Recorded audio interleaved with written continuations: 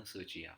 Google input ടൂളിൽ നിന്ന് search ചെയ്ത് കഴിയുമ്പോൾ നമുക്കെന്ന് പറഞ്ഞു കഴിഞ്ഞാൽ ഈ ഒരു റിസൾട്ട് ആയിരിക്കും വരിക. അതിനകത്ത് ഓൺ ക്രോം എന്ന് പറഞ്ഞൊരു ഓപ്ഷൻ കാണാം. അപ്പോൾ നമ്മളിത് ക്രോമിലാണ് നമ്മൾ സെർച്ച് ചെയ്യുന്നത്. ഓക്കെ, നമ്മൾ ക്രോമിൽ ഒരു എക്സ്റ്റൻഷൻ ഇൻസ്റ്റാൾ ചെയ്യാനാണ് പോകുന്നത്. അപ്പം നമ്മൾ എന്ത് ചെയ്യുന്നു, ഓൺ ക്രോമിൽ ക്ലിക്ക് ചെയ്യുന്നു.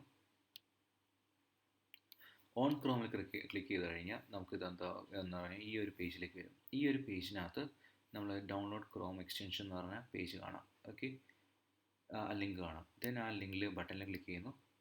ദെൻ ബട്ടണിൽ ക്ലിക്ക് ചെയ്ത് കഴിഞ്ഞാൽ നമ്മൾ ക്രോമിൻ്റെ സ്റ്റോറിലേക്കാണ് പോകുന്നത്. ക്രോമിൻ്റെ സ്റ്റോറിൽ നമ്മൾ ഈ ഒരു ഇതിൻ്റെ പേജിൽ നോക്കി കഴിഞ്ഞാൽ നമുക്കിതാ ആഡ് ടു ക്രോം എന്ന് പറഞ്ഞിട്ടുള്ള ഓപ്ഷൻ ഉണ്ട്. നമ്മളിത് ആഡ് ടു ക്രോം ക്ലിക്ക് ചെയ്യുക. ഓക്കെ, ദെൻ ആഡ് കൊടുക്കുന്നു, ആഡ് എക്സ്റ്റൻഷൻ കൊടുക്കുന്നു. അപ്പോൾ എക്സ്റ്റൻഷൻ നമ്മൾ ഡൗൺലോഡായി നമ്മുടെ കയ്യിലേക്ക് ഇൻസ്റ്റാൾ ആയിക്കൊണ്ടിരിക്കുകയാണ്.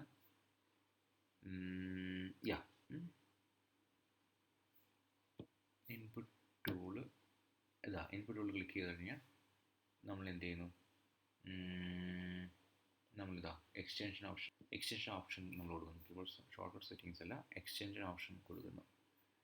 അത് നമ്മൾ കൊടുത്താൽ നമുക്ക് അതിനകത്തുനിന്ന് ഏത് ലാംഗ്വേജാണ് നമുക്ക് വേണ്ടിയെന്നുള്ളത് നമ്മൾ സെലക്ട് ചെയ്യാൻ പറ്റും. ഓക്കെ, ചേച്ചിക്ക് മലയാളം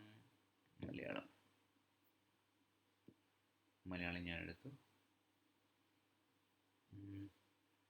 ഓക്കെ, അപ്പോൾ ഇത് ക്ലിക്ക് ചെയ്ത് കഴിഞ്ഞാൽ അവിടെ മലയാളം വരും. ഓക്കെ, ഇപ്പോൾ ഞാനിപ്പോൾ എവിടെയെങ്കിലും ഒരു ടൈപ്പ് ചെയ്യാനുള്ള ഒരു സ്ഥലമാണെങ്കിൽ ഇത് ടൈപ്പ് ചെയ്യുന്ന സ്ഥലമല്ലേ, നേരെ ഇവിടെ ക്ലിക്ക് ചെയ്യുക, മലയാളം സെലക്ട് ചെയ്യുക, HELLO ഹലോ എന്ന് ടൈപ്പ് ചെയ്താൽ വന്നു. ഓക്കെ, എനിക്കത് തിരിച്ച് ഇംഗ്ലീഷിലേക്ക് വേണമെങ്കിൽ അത് ഓഫ് ചെയ്താൽ മതി.